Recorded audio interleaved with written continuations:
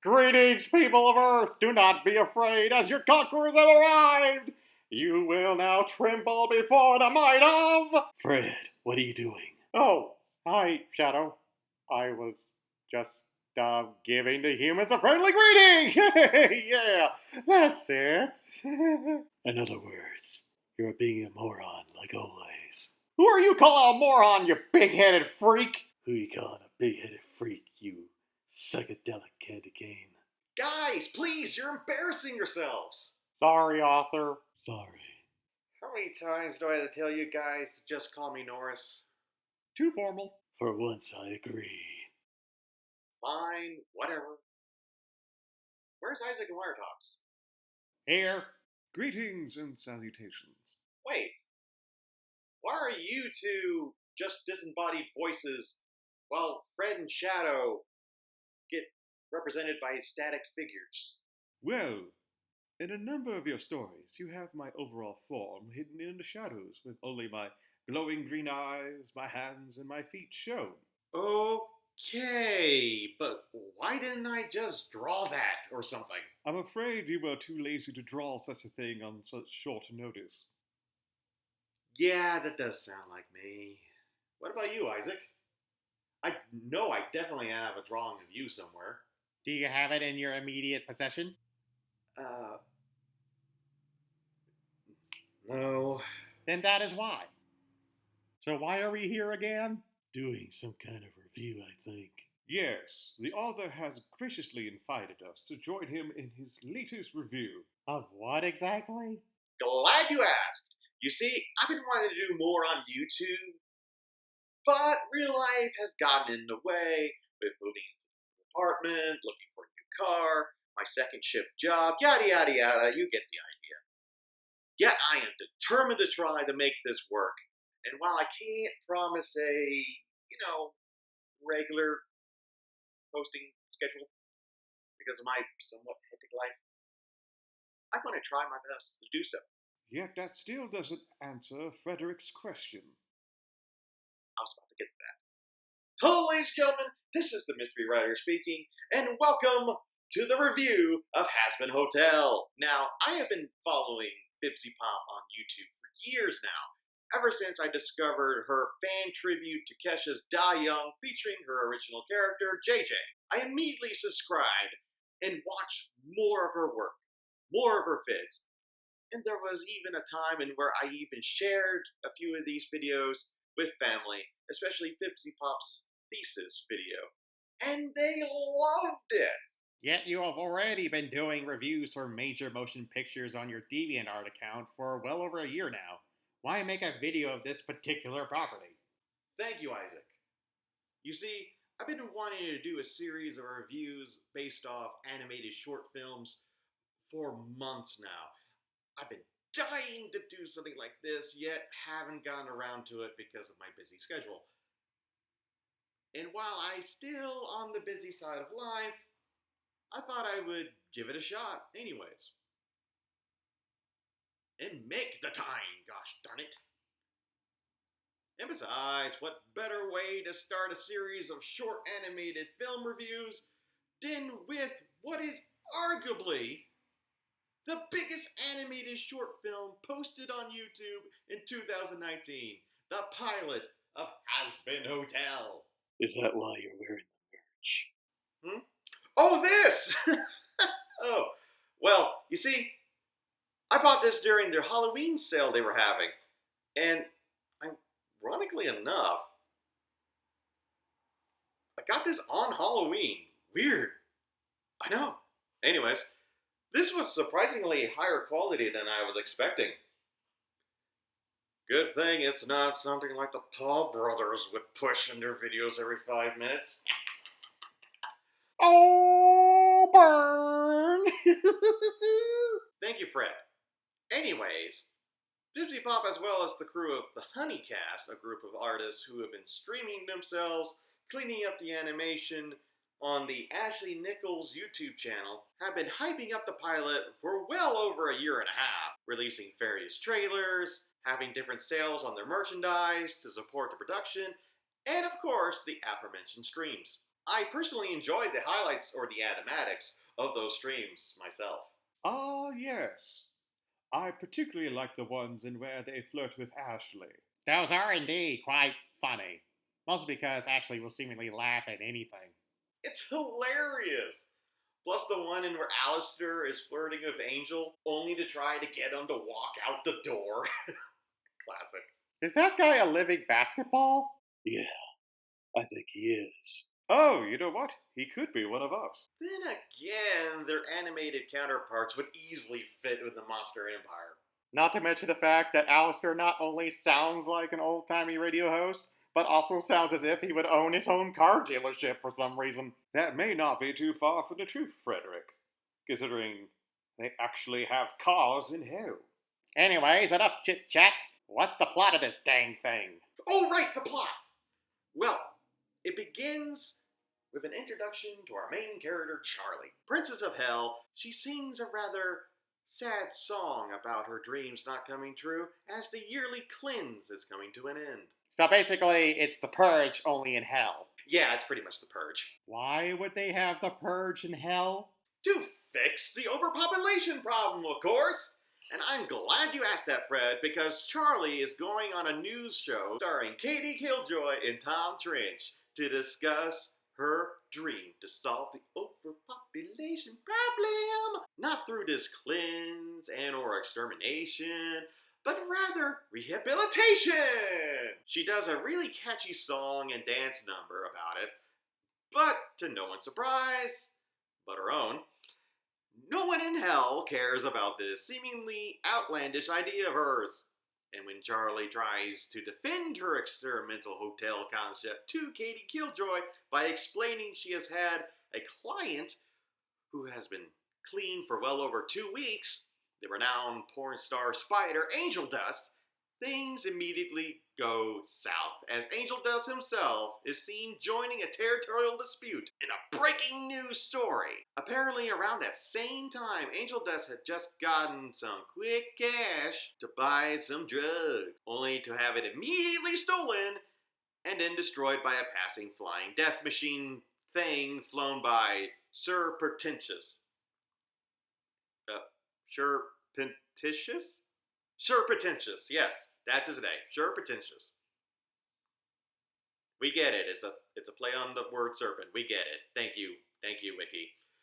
Anyways, who is then challenged by the spunky Cherry Bomb, demanding that the Snake Demon get off her turf. So what happens next? Well, with Angel Dust joining Cherry Bomb in the fight, he inadvertently humiliates Charlie on live TV. Charlie then inadvertently causes a cat fight right on the air with Katie Killjoy after calling her a word I will not be repeating on YouTube because, well, they're strict on stupid things like this. I mean, seriously. A bunch of fans get their accounts blocked because they spammed an emote on a Markiplier stream.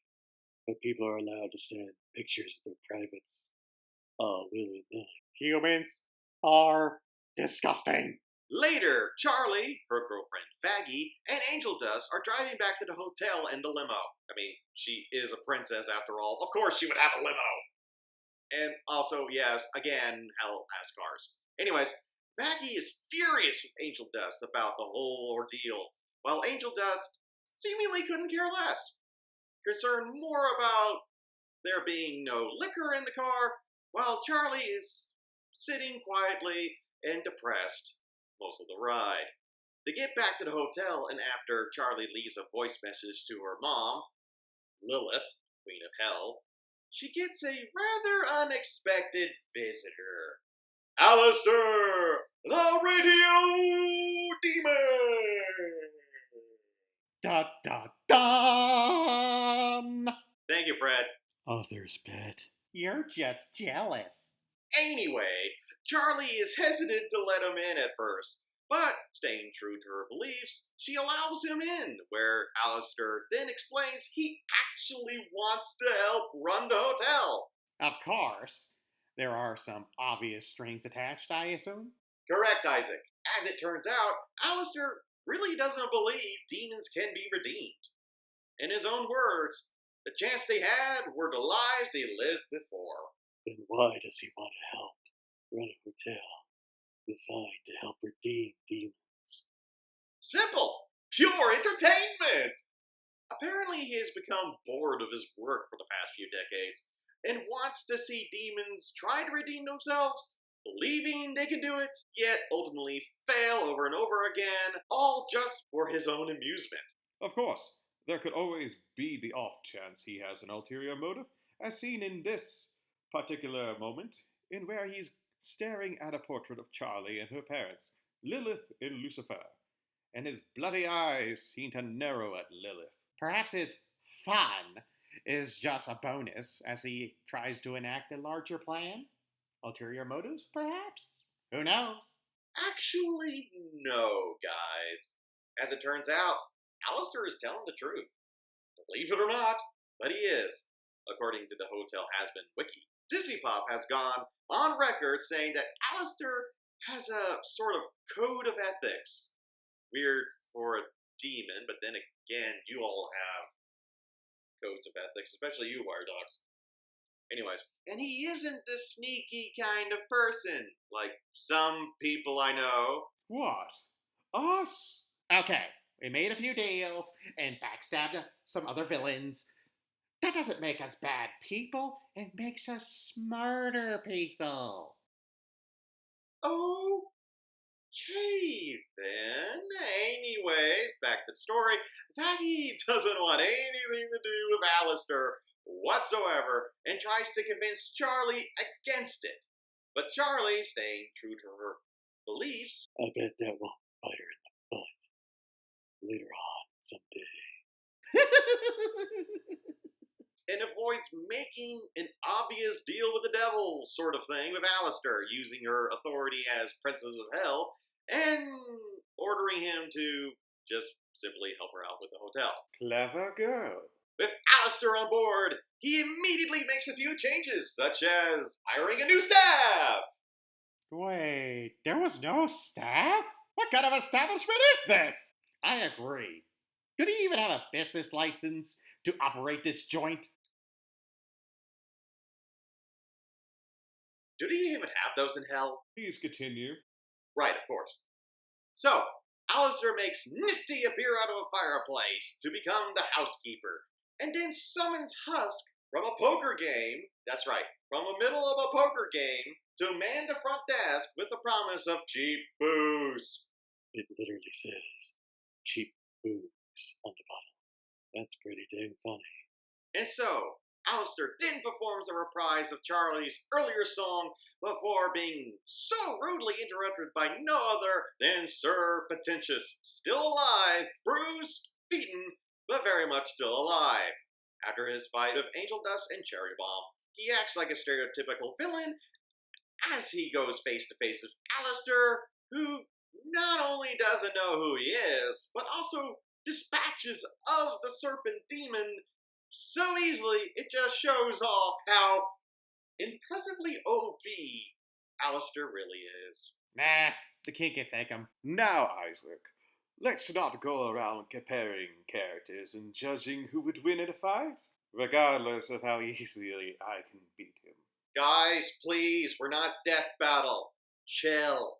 Anyway, Alistair treats this easy victory as nothing, as he suggests that they get something to eat.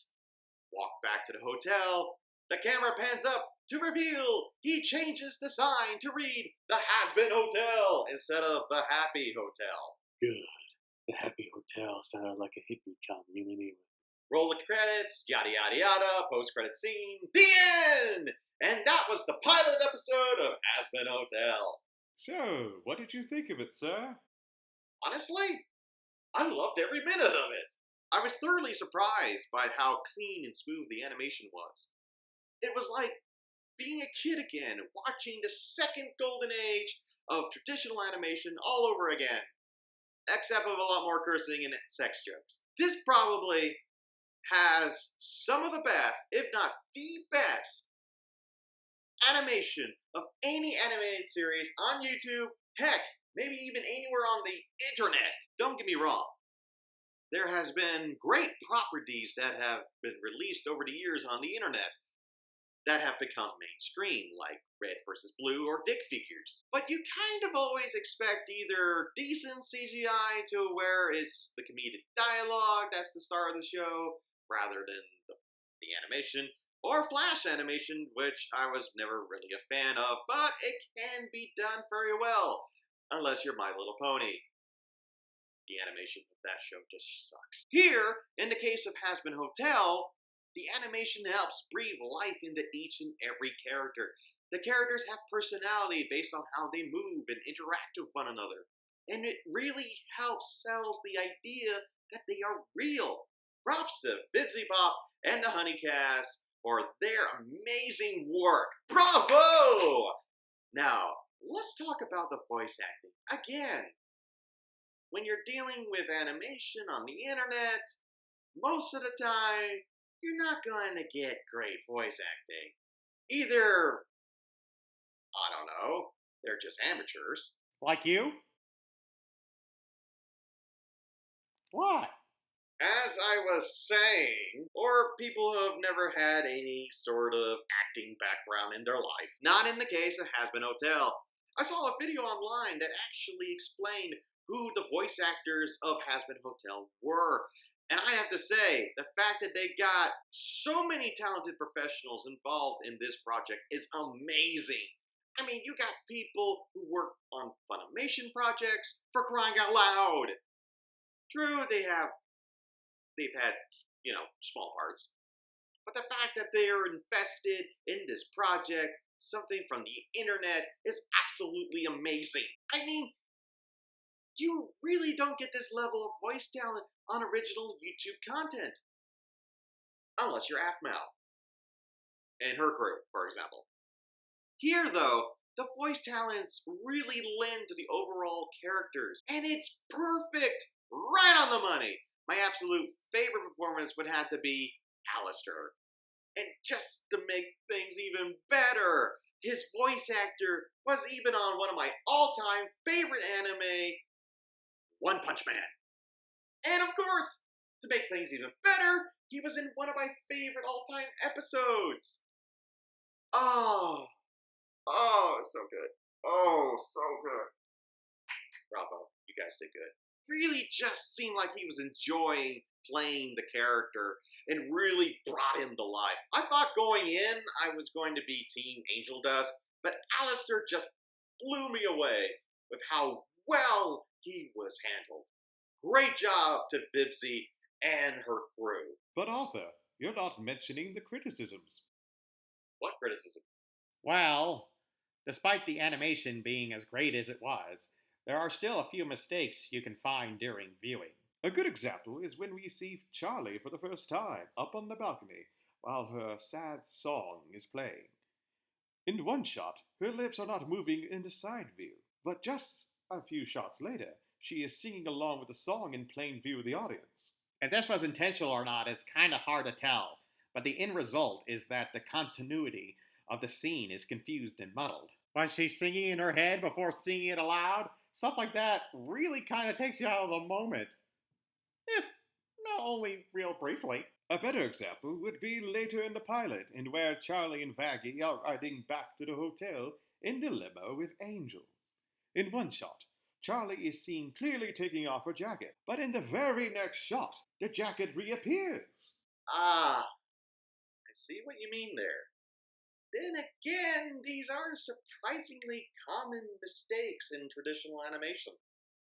Even the likes of Disney, the animation juggernaut of the world, has committed them. I mean, if the Oscar-winning masterpiece Beauty and the Beast can get away with LeFou's disappearing, reappearing shoe, I think they can get away with a few oversights that most people will not notice upon first viewing unless they were actively looking for them like we were. Although the first one is a little more serious, I'm afraid. But still easily forgivable, especially since big studios can get away with them without people noticing for years. What about all the unanswered questions? And what was Charlie's plan to rehabilitate demons anyway? They never bloody explain it in the pilot at all. But what about what Angel said in the limo drive? He said he couldn't die, or at least he thought he couldn't die. But in the very beginning, we saw a buttload of demons get slaughtered and exterminated in what was pretty much the purge. These answers need explaining, people. They need explaining. Guys! I get it. Yes, there are still some unanswered questions. But let's not forget, this is just a pilot. As a writer myself, I can understand why they would keep some things in the dark. You want the audience to just get a glimpse of the bigger story in play, not show it all at once. I do the same thing in the first chapters of my Monster Empire series, from Gypsy Bunny to the Lady Defender series. The first chapters are mainly designed to get people invested and to help them understand the basics of how the world works and who they should be rooting for without giving too much away. Plus, Bibsy Pop created a prequel comic explaining the origins of why Angel Dust agreed to stay at the hotel. And in a recent video, she even said she knows precisely where the narrative is going, so we should trust her to know her own story better than anyone. So, what's the verdict on the Hazbin Hotel? Before I get to that, I should explain how some things work, since people do tend to get a little confused about how I rate things.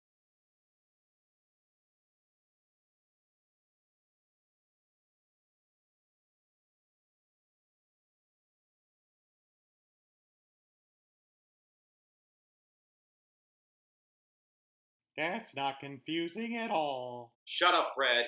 Sorry. And so, my final score for Hazbin Hotel is a 4.95.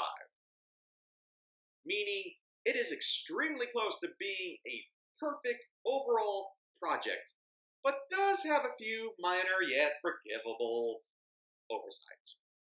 Other than that, of course it's worth a watch! The humor is great, and it's well written, well acted, and you can just watch it all day long without getting bored. Once again, I tip my beanie to you, Bibsy. Yay. The review is finally over. I know! Oh, this took way longer than I thought it was going to. How does a nostalgic critic do this every week? He doesn't have a normal job like you? Ah, yeah, that would make sense. Regardless, Arthur, you still need to complete what you set out to do, sir. Like congratulating our latest watchers on DeviantArt. So say hello to Scarlet Ghost, the Wild Heart 02, What Is Worth, Honeysuckle Art, Solidus Scully, Berries, and my absolute newest watcher as of recording this video, Bunzo Jin. Welcome to the Nut House, ladies and gentlemen. Do you feel lucky? Shadow, what did I say about being nice to people? Just ignore him. He's always cranky. And if any of you out there want to be mentioned in a future video, please subscribe to the YouTube channel or add me to your watch list up on DeviantArt. Now it is time to introduce the top 5 comments from the month of October. That's right, Wiretox. I promise to do this closer to the end of the video, where 5 lucky people got their comments selected by me to be read by either one of the monsters or myself. Ooh! Can I read the first one, please? Pretty please? Sure thing, Fred. Awesome! Okay, number 5 is from Solidus Scully, from his comment from the Monster Empire, The Shadows of Love.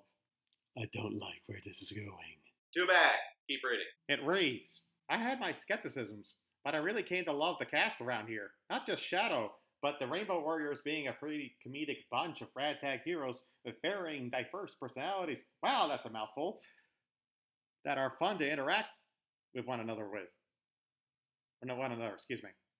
Sarah being a rebellious princess. Shogun being an honorable yet prudish dude. Amen, brother. Amen. Renee having an addictive personality to rebel, but find herself enamored with the dark and mysterious. Also, I now low-key ship Renee and Shadow now because I'm a effing sap. Thanks, buddy. No matter what Isaac says, you should remain silent for the sake of my inner romantic inclinations. Oh, I love this part. And Linda, being a lover of nature and a child of the plants. Needless to say, if you invalidate my ship, I will effing kill you. Ew. Sorry, I don't know what came over me. Anger, alcohol. I'm not even drunk, so I don't know why I said that. My mind being far beyond driven with this coupling. On a serious note, I like the dynamic between Renee and Shadow, the stalker romantic whose genuine interest in her partner and the try-hard protege unsure of his own feelings. Ah, young love. How I want them to be together, produce beautiful babies. I'm going too far again. Whoopsie daisies. On the Monster Empire side of things, Shadow was fun to see another side of the dude, eager to please, but kind of a sycophant towards his superiors, yet awkward around someone who genuinely shows interest in him. Hear that? Hear that, Shadow? Renee has genuine feelings for you. Shut up, Fred. Fred being no better, given their mockery of his prestigious name and his ego battle against Shadow to appease Isaac's ego. Hey, wait! Ha! You weren't free of this either, Fred. Okay, I don't care what Isaac thinks of me, first of all. I just like to poke fun at Shadow for being a douche. Hey. Guys, can we just continue with this, please? Alright. I am kind of interested to see who the king of the Monster Empire is. If he's a nightmarish abomination beyond human comprehension, or if he's something comedic. But I'm guessing we'll see more later as we go on.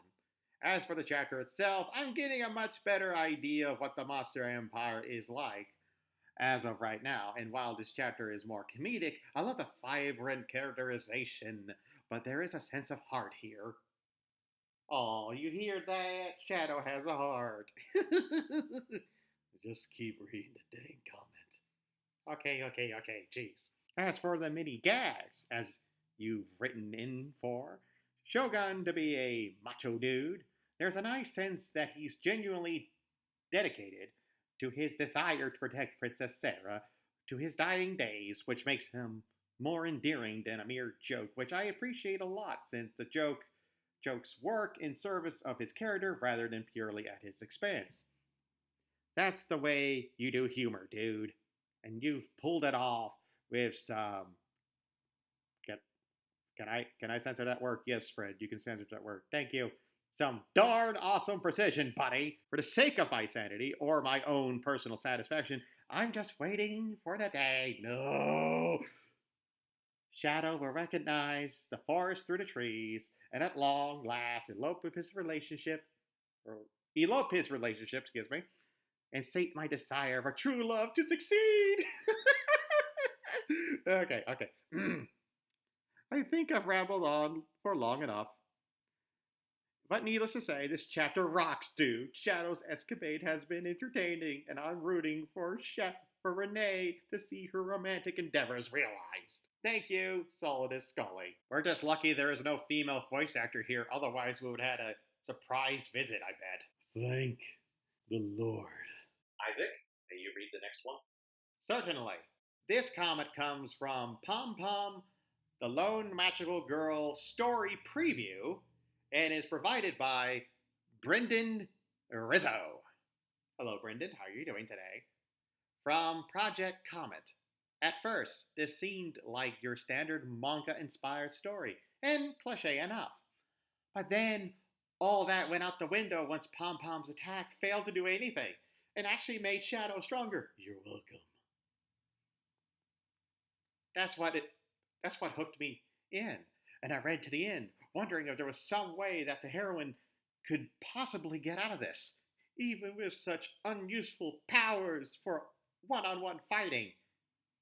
The outcome was something of a shock, but it naturally leads to the main plot of Pom Pom finding a teammate and having him help her beat the monsters.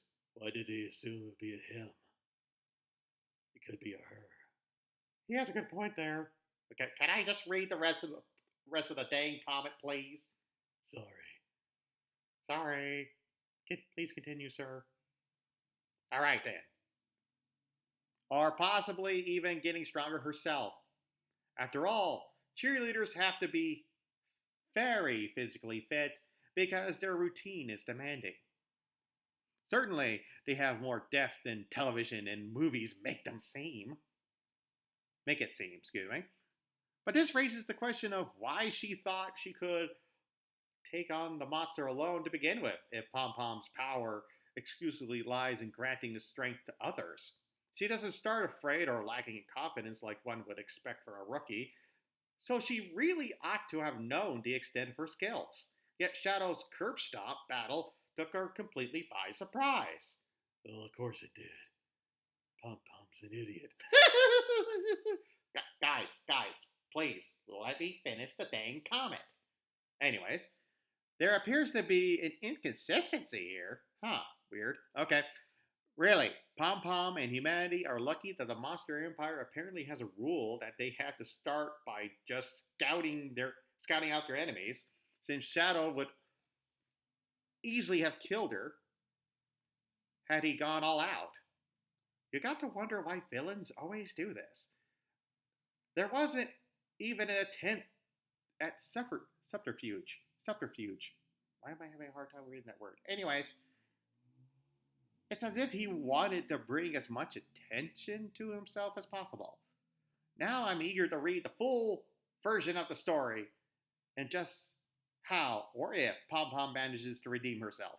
Your writing style is nice and enjoyable, with no blatant mistakes or anything that I could see. Wow, thank you, Brendan Rizzo. Then again, this story is still in the works, so we just have to wait and see whether or not Pom Pom can win in the end. She won't. Shadow, what did I say about being nice to people? Being nice is for the weak. Well, how about you read the next one? Gladly. From your Ma review. Comment by Maxim Artis. I loved Octavia Spencer in Hidden Figures and Zootopia. Smiley face. Hey, wait. Why do I get this tiny comment while Fred gets a long, rambling one? Because your voice can be real hard to do sometimes. Wait, what? Octavia Spencer was in Zootopia? I know. I didn't know that either. And again, she's just good in everything. She's even one of my favorite guest stars on The Big Bang Theory. Wiretox, I believe it is your turn. Yes, quite. This is from Josh Gonzalez. And this comment comes from your top 5 list of the worst horror films of the last decade. It reads, Bye Bye Man. Saw it, and once I left the theater, I was so disappointed. And yeah, PG-13 horror movies should not exist. Oh yes, I agree with that statement. Well, okay, not every PG-13 horror movie is trash. But the ones that were meant to be rated R and did water down to PG-13, on the other hand, that's a different story. I mean, for crying out loud, you could just tell that there was just so much wasted potential. This was just so watered down. It's obvious that something was missing. Blood? Gore. Did we forget plot? Regardless, it was a disappointing movie, if I don't say so myself. It must have. Most people in the comments section actually agreed with it. And it wasn't even number 1. What was number 1? Leprechaun Origins. Oh yeah, that was a really bad one. Quite indeed, the worst of the franchise. And that's saying something considerably, considering the fact that it was a pretty mediocre franchise to begin with. fun, cheesy, entertaining, but mediocre all the same. But anyway, I will read the last comment here. This comes from my story preview of Chocolate Blood and was written by Lipster Leo. He writes, start out with a strong hook. How about a short scene of Jerry picking on Henry? Show us, don't tell us. You can put hooks all through your work. They make the reader want to keep reading to see what will happen next. I like to recommend Mary Buckham's book, Writing Active Hooks. You can get it on Amazon dirt cheap. No, this is not a paid endorsement. Wink! Okay, well, I never actually bought the book, but I definitely took this guy's advice. I will explain more later once I finish reading the comment. All right, anyways. Second, when you submit your work, beware of the thick black wall, i.e. lining up everything in a straight line down the left margin. That wall can be daunting for your readers. If they don't have a tab function, Stash doesn't do that well. Use 3 to 5 spaces. Excuse me. Wow, my gosh, I can't read today. Use 3 to 5 spaces of indent at the beginning of each paragraph. It makes it much easier to read.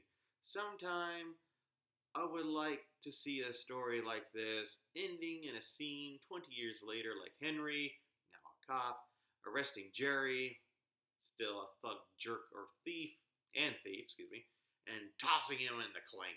Keep writing. You're well on your way. Well, thank you so much, Lipster Leo. And might I say that thanks to your really helpful suggestion, you helped make Chocolate Blood so much better than I could ever possibly thought it could. Thank you, Lipster Leo. And that is why you're the #1 best comment from the month of October. And now it's time for the Q&A! Can we even call it a Q&A when only one person even bothered to ask a question? Yes, up on my DeviantArt account, I posted an announcement about creating a Q&A session and where you guys can ask the monsters whatever you want. But again, only one person bothered to ask a question. Please ask questions. Please. And I just love this question because it's all about Shadow again. Good lord, not this guy again. That's right, your favorite person, Solid Scully asks. If on the off chance this gets read on that video you're going to be posting, this question is directed towards Shadow. No! Will you finally admit your romantic feelings towards Renee of the Rainbow Warriors? It's painfully obvious. And if you do not, I may just have to hunt you down and kill you. I know where you live, sunshine, and I will find you. And I will kill you. Wow, this guy sounds like he could have some, a particular set of skills. No, No what? I will not admit to anything, because there isn't anything to admit. Yeah, Yet. What was that? Nothing. Well, that should just about wrap everything up. And in the next few videos, we'll be continuing the trend of reviewing some pieces of animation goodness with the likes of Hell of a Boss, the spin-off series of Hazbin Hotel, based in the same universe too. You even got your first ever request. Oh, that's right! Maxim Artist suggested I review the Steven Universe movie! All the way back in September. And it's November now. Wow! I am late to the party on this one! Then again, Spinell is still a meme and people are still coming up with covers of the various songs. So, am I really that late? Plus, I hope to do a review over a surprise film in the near future. Here's a hint. It's one of Hayao Miyazaki's earliest works. Until then, please subscribe to the channel, add me to your watch list on DeviantArt, and feel free to ask the monsters anything. Please keep reading my work, as it would mean the world to me if you do so. And who knows, if you leave a comment on any of my work on DeviantArt, or even on this video, it may appear on a future video.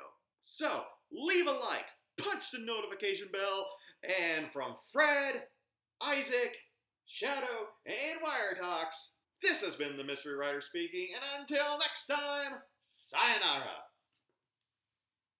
I don't care what anybody says. I am not, nor will I ever fall in love with that psycho Renee. She's right behind you, by the way. Where? Made you look. Fred! Ain't I a stinker?